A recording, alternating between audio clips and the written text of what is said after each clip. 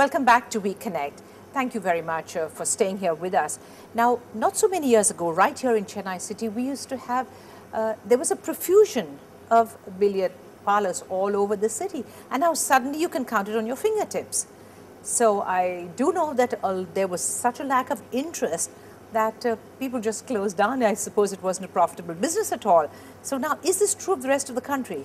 Yeah, it's a terrific point, and I believed at that point that that was the way that billiards and snooker and pool could actually go to the masses, and it did go to the masses, but for a period of 4 or 5 years, and it was not a lack of interest which shut down the parlors, but the fact that there were I think the administration, both local, municipal, and the police administrations, they came down heavy on the pool centers, perhaps unjustifiably at times accusing them of activities which were not only pool, and so they started imposing a lot of tax on every pool, every pool table or every billiard and snooker table that was put.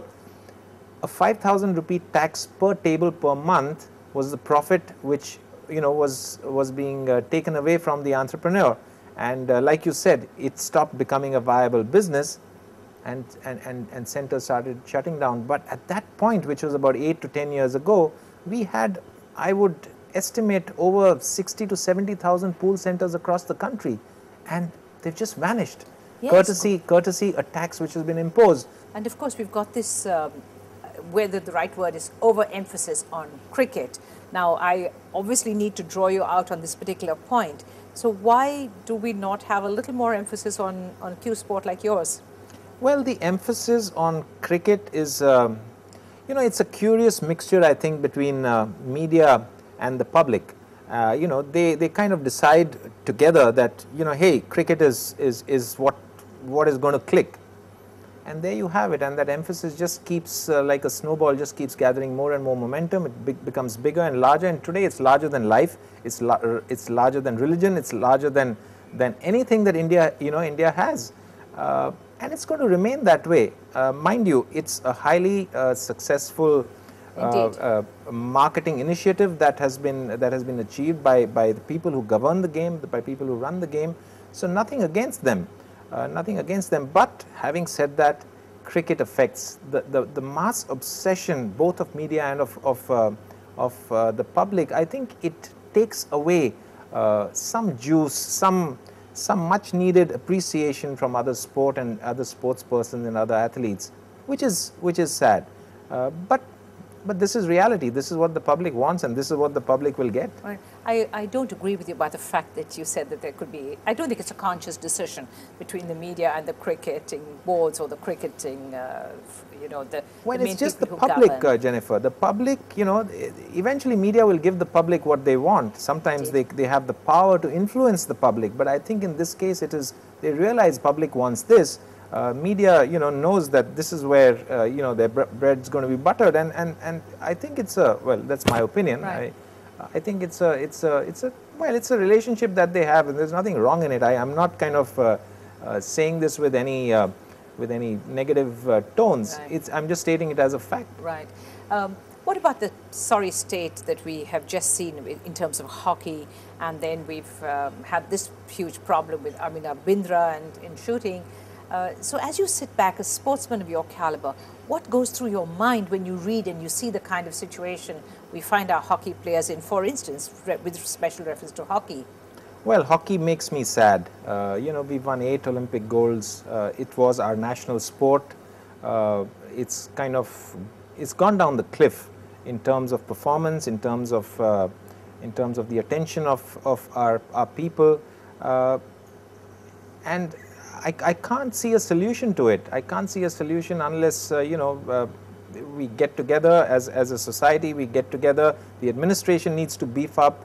I believe the Sports Authority of India, the Sports Ministry, and the Indian Olympic Association need to put their heads together to see how we can make this come back. Because I do believe that a team sport is really what it defines the sporting identity of a nation. Sir, tell me about what you are doing, you and Prakash Padukone, to actually foster young champions and foster Olympic champions. Prakash Padukone and myself, we co-founded this foundation. It's called the Olympic Gold Quest. And the idea of Olympic Gold Quest is basically that we raise money from Indians across the world and we fund those Indian athletes who actually have the potential to win India an Olympic gold medal. How this idea came about, I'll just tell you a little bit about it. Please. My first exposure to Indian sport and the way it was run was in 1998 at the Asian Games in Bangkok. And after that, in 2000, at the Sydney Olympics, I went and I was part of a dinner which was hosted for the Indian Olympic contingent. And in both times, in Bangkok and in Sydney, I saw the complete frustration of our athletes and almost an attitude of despair. And having been through sport, both Prakash and myself, we realized that the lack of funding and the timely aid for preparing and for honing one's skill was lacking.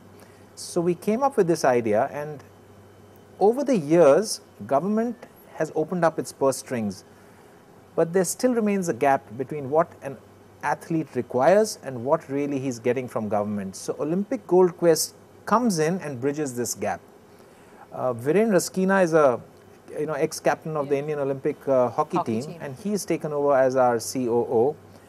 So we've got now athletes like Gagan Narang, Saina Nehwal, Mary Kom, who's a world boxing champion, and we've got the PT Usha School of Athletics who we are supporting, and she's got 16 athletes including Tintu Luka, who's a great hope for 800 meters middle distance running. And so we just come in and we kind of tell them, what are your requirements? Where do you want to go? Do you want a mental trainer? Do you want a physical trainer? Do you want to go abroad to train for 2 months? Go. What's it going to cost you? Go. And I've had a very, very heartening experience with the Indian public, with the Indian high net worth individuals, and with the Indian corporates who have so superbly accepted this idea and who have kind of given so generously for this initiative.